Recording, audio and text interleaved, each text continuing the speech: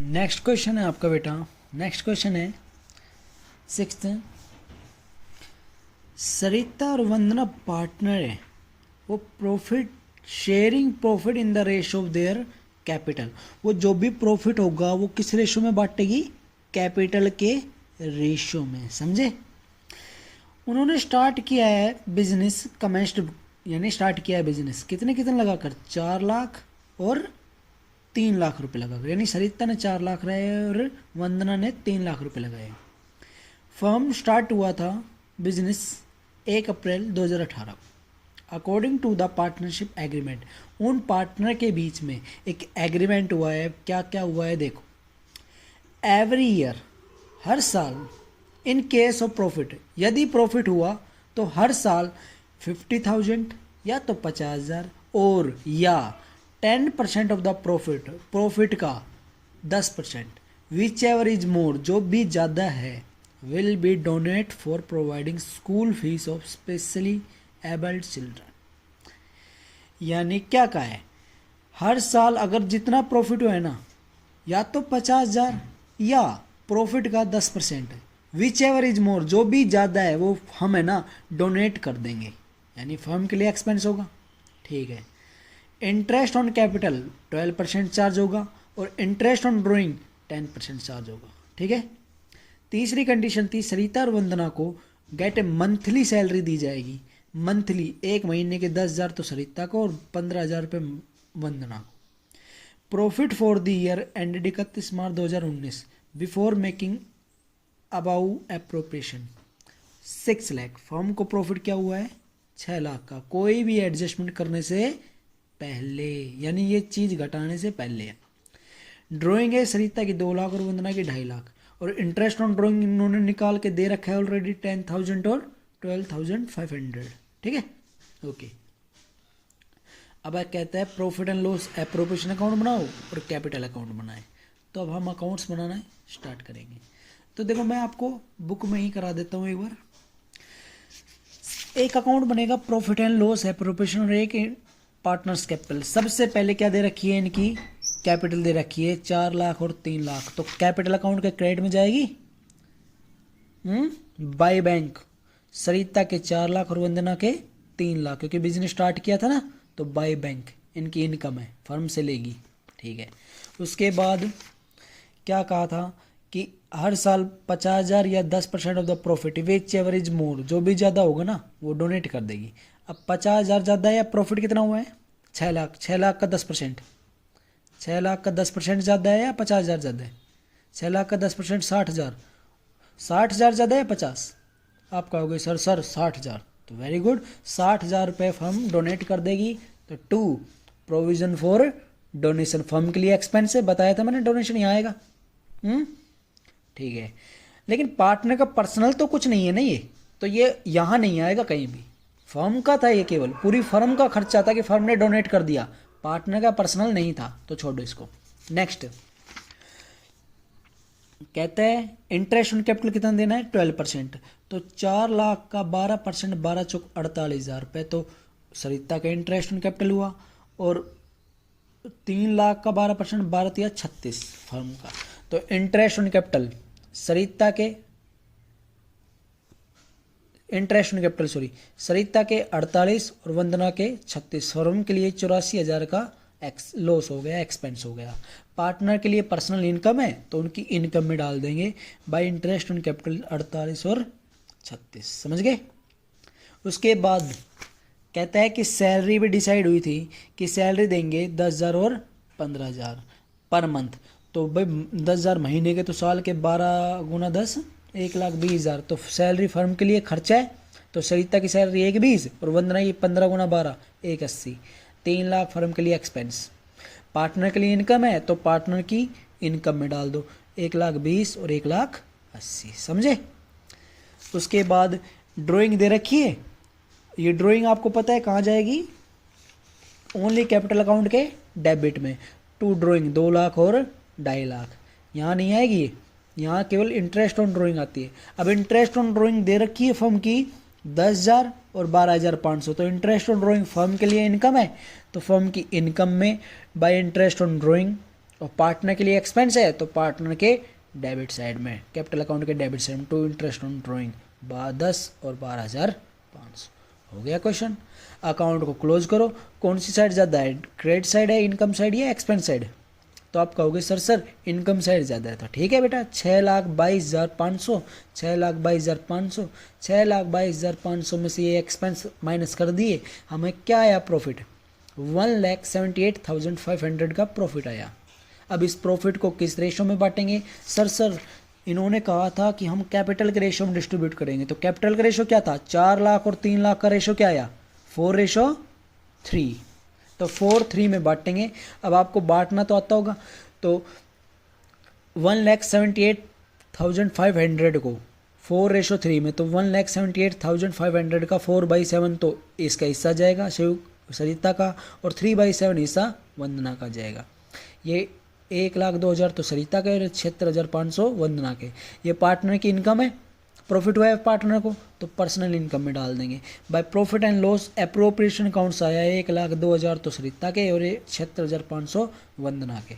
बस अब इसको क्लोज कर लेंगे। टोटल करो इसका 6,70,000 और 5,92,500। इसको यहाँ लिखा। अब 6,70,000 में से ये माइनस किया, टोटल माइनस कर दिया, टू बैलेंस शीट ही। 6,70,000 में 2,10,000 माइनस करना, 2 और 10, 2 लाख और 10,000, 2 10 460 बचे, और 5,92,500 को में से ये माइनस कर दो, 3,30,000। ये आपका बैलेंस शीट आ गया, यानी net profit, sorry balance sheet इनकी कैपिटल। यानी ये अमाउंट फर्म ने शेयर पार्टनर को फ्यूचर में पे करनी है। 4 लाख तो उसने स्टार्टिंग में लगाए थे, और उनकी टोटल इनकम जोड़ी और उनके एक्सपेंस माइनस करके जो बचे वो फर्म उसको फ्यूचर में देगी पार्टनर को। तो ये आपका नेक्स्ट क्वेश्चन था। आया समझ में? ओके बेटा। अब नेक्स्ट टॉपिक है बेटा आपका मैनेजर्स कमीशन। क्या? Managers commission. ध्यान समझना, जो क्वेश्चन बनेगा वो इसी में से बनेगा, मैनेजर्स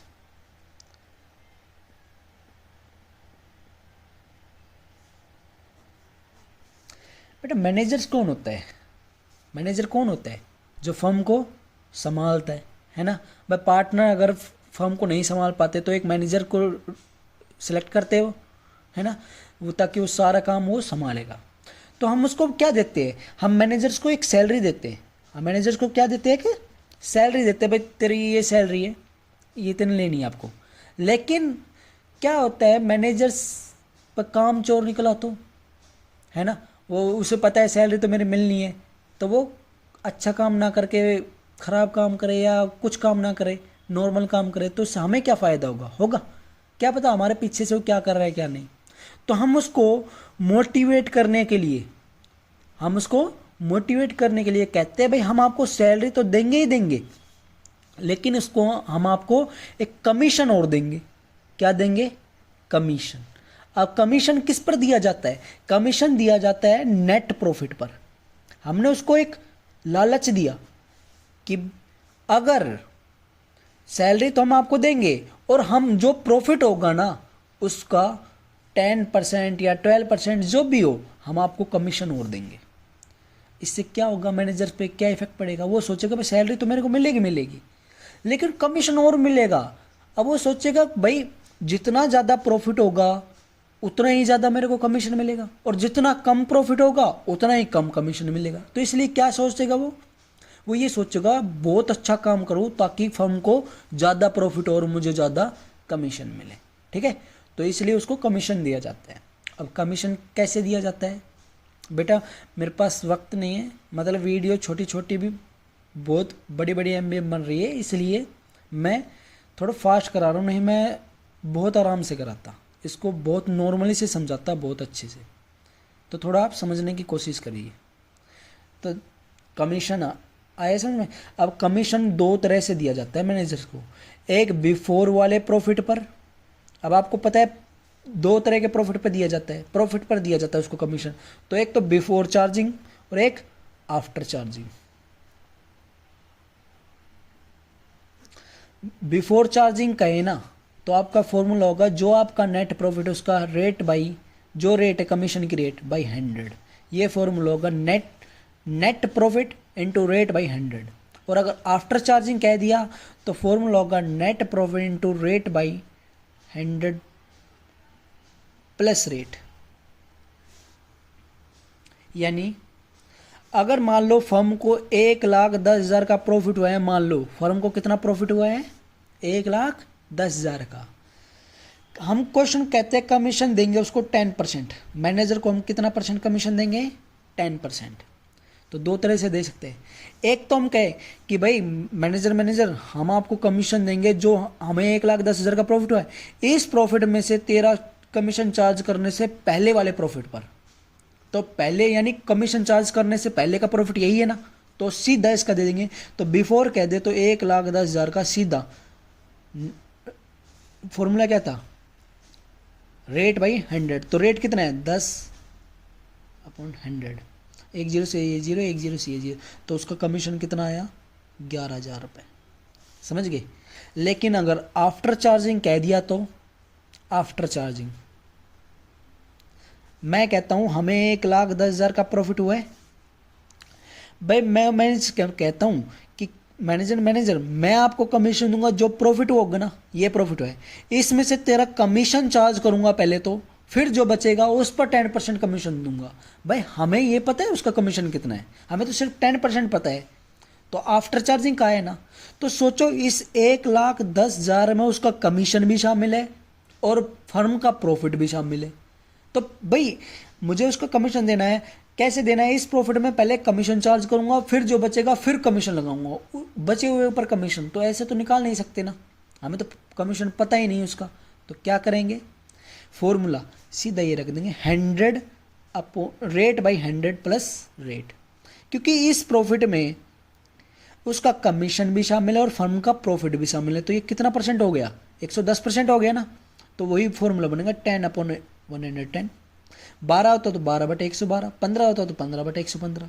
तो 10 से 10, 11 से 11, यानी 10,000 उसका कमीशन आ गया बेटा, 10,000 उसका कमीशन आ गया। तो ये था आपका मैनेजर्स कमीशन टॉपिक। आ गया समझ में। अगर क्वेश्चन ढंग से पढ़ना है, अगर कमीशन चार्ज करने से पहले बिफोर कह दिया पहले, तो नेट प्रॉफिट बटे रेट बाई 100 करना है अपन। आफ्टर चार्जिंग का है तो net profit into rate by 100 plus rate करना है। आफ्टर का आया तो 100 प्लस रेट करना है नीचे, और इसमें तो 100 ही करने हैं बिफोर। तो ये आपका मैनेजर्स कमीशन था। बाकी इस टॉपिक के क्वेश्चन कल से कराएंगे। आज आपको ये 2-3 क्वेश्चन करने हैं, ये आपका होमवर्क है।